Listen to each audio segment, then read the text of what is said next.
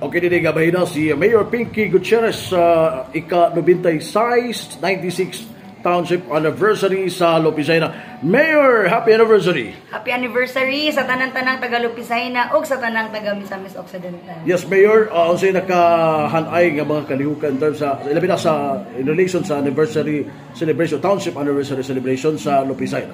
Actually, ang ato ang Township Anniversary activities nagsugod 2 weeks ago. So natay series of activities from sports o sa mga gakalain-lain nga mga organizations diri sa lungsod sa Lopizayna, sa atong indigenous people, sa ato ang mga mananagat, no, sa ato ang mga mag-uuma o uban pa. So karong adlaw August 1 is amo ang final nga mga activities. So ganinang buntag atong gipahigayon ang atong street dancing competition. And then karong alauna, karong udto mao ang atong ritual showdown, no, sulod sa upat ka cluster sa gikan sa mga nakalain-lain nga mga eskwelahan diri sa atuang lungsod. So puhon mao ni ang kinsay makadaog nini maupod ang among ipadala puhon sa atong Perangat Festival sa probinsya sa Misamis Occidental. And then unyang gabi napud tay pasalamat concert. So natay mga giimbitar nga mga bisita, no, from Cebu, napud tay from Manila nga maglingaw-lingaw nato unyang gabi. Okay, so 96 na, no, si Lopizayna. So kumbaga taas na gyud ang ina. Yes, taas na gyud, no, 96 years. O dako namang gipasalamatan gyud sa tanan-tanang taga Lopizayna kay unsa karon, no, ang atong pinalanggang lungsod dili ni tungod sa karon lang nga mga lideres kundi sa mga tanan nga miagi nga mga lideres diri sa lungsod ug ilabi na ang mga katawan sa Lopizayna tungod sa panagiusa, tungod sa kanunay nga pagampo, sa kanunay nga suporta sa tanang programa sa panggobyerno, no, sa adlaw-adlaw nga kalihukan sa lungsod. So muna akong gipasalamatan ang tanan kay after 96 years ang Lopizayna nagkasaka o syempre nagka-asenso. So naglambo and wag siya ningon ni Kubol, no. Yeah. Ang Lopizayna naagyo ng kalambuan matag tuig, no. Labi na sa iyang pagkalungsod gikan sa gamay nga lungsod, no. Yes, gikan. Actually, nami sa una 4th class rami pig. Humay ra gyud kami sa tanan and tipak ra gyud mi sa lungsod sa Plaridel. And then 96 years ago na buhat, no, mo na birthday, no, sa Lopizayna nga mo jud adlaw nga na separate mi, no, sa lungsod sa Plaridel kay usa ra man pud mi ka barangay, no, party ra gyud mi sa Plaridel. And then mo tong natipak mi og namugna, no, ang lungsod sa Lopizayna. Oh, natipak ko siya August 1. Yes, August 1. 1929. Wow, okay. So taas ayo daghan na kay mga mayors ng agi. Yes. Ubay-ubay na yun ang mga mayors nga ni Agi. Apil niya na ang akong pinalanggang amahan, no, si Mayor Michael Gutierrez. O sa imo ang pagdumala karon unsay mga plano nimo, no, sa unahan sa kalambuan labi na sa lungsod sa Lopizayna? Of course, isip mayor sa lungsod sa Lopizayna ang atong planos ang mga umabot. Of course, always in line with the developmental trust of the province headed by our provincial governor Henry Waminal na tanang Misamis nun magpuyong malinawon, malambon ug malipayon. So of course, tanang mga programa namo, tanang mga proyekto namo inline lang gyud, no, sa mga programa sa probinsya o kung ato ang mga gimugna pud nga mga programa sa Lopizayna. Of course, amo gyud ginahuna pirmi nga ma-target, no, ma-reach nato ang ato ang plano, ang atong pangandoy nga katong 5Ms para sa tanang taga Lopizayna. Okay, makita ang kalambuan sa usa ka lungsod labi na kun diha mismo sa mga katawan, mayor, no, ang labi na ang paglambo sa bila. Yes.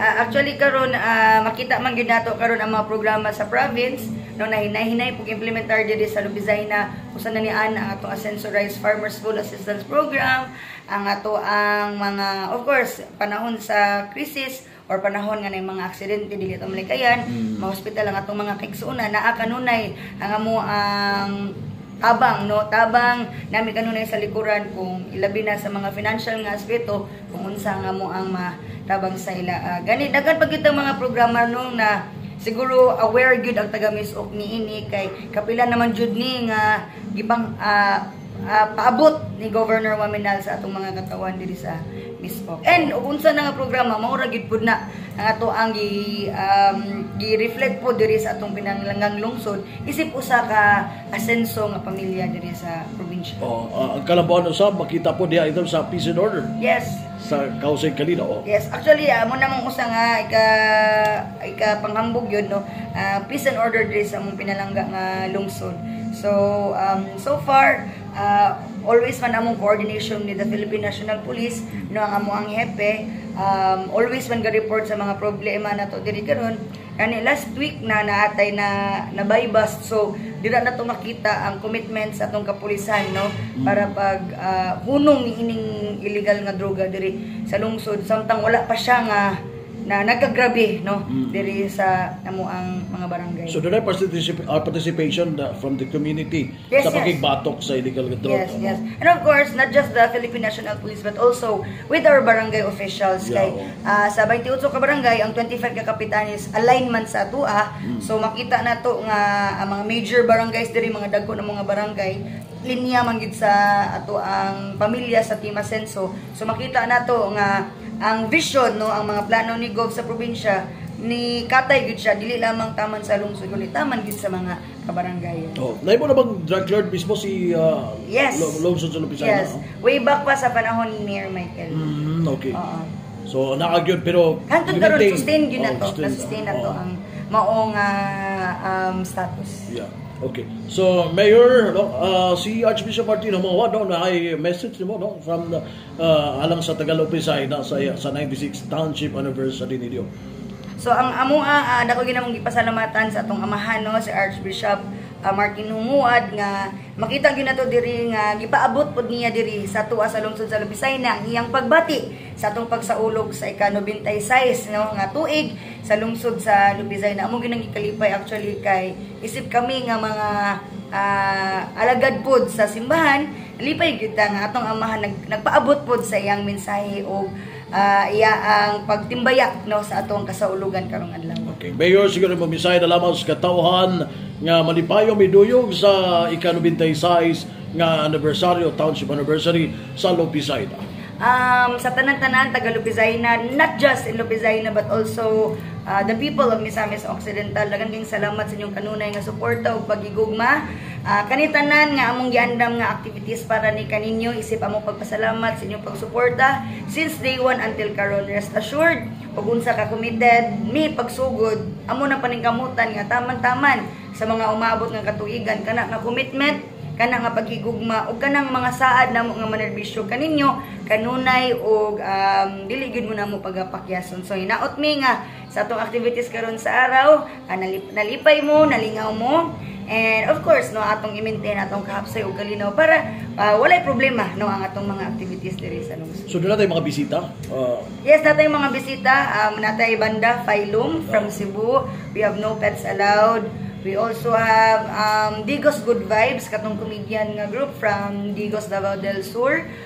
We also have Cookies, no, sikat po na siyang artist, no, sa Cebu. And then we have DJ Ara from Manila, and of course DJ Alfred Maligaya. So ubay-ubay atong giandam nga mga artista. So gani taman gyud niyo niya alas 4 sa kadlaw, no. Basta wala alay kagubot, pero kung may kagubot, of course amo yun ang putlon, diretso ang atong kalingawan. So gileft ang curfew today. Actually kang adlaw wala po tay klase tungod sa ato ang araw. Kay ato ang mga participants ug mga contingents nato puro school based, no. Kay para makita nato ang mga talento sa atong mga bata nga gikan gid sa eskwelahan. Happy 96 hour. Yes. Happy 96 Township Anniversary Lupizay na. Daghang salamat. Congratulations.